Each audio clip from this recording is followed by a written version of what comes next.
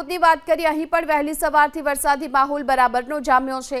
દાહોદના રામપુરા, છાપરી અને જાલત સહિતના વિસ્તારોમાં વરસાદ ખાબકી રહ્યો છે। વરસાદનું આગમન થતાની સાથે ખેડૂતો પણ ખુશખુશાલ જોવા મળી રહ્યા છે। હવામાન વિભાગે પણ આગામી 7 દિવસ સુધી હળવાથી મધ્યમ વરસાદની સંભાવના વ્યક્ત કરી છે। એવામાં દાહોદમાં પણ આજે વહેલી સવારથી વરસાદી વાતાવરણ છવાયું છે।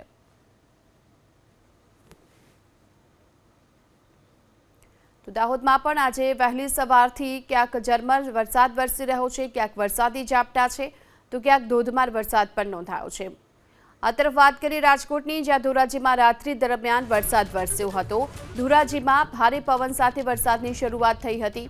ગઈકાલે વરસેલા વરસાદથી સ્ટેશન રોડ, ગેલેક્સી ચોક, આવેડા ચોક સહિતના વિસ્તારોમાં પાણી ભરાયા છે। સરદાર ચોક, જમનાવાર રોડ, જેતપુર રોડ સહિતના વિસ્તારોમાં પણ વરસાદ નોંધાયો છે।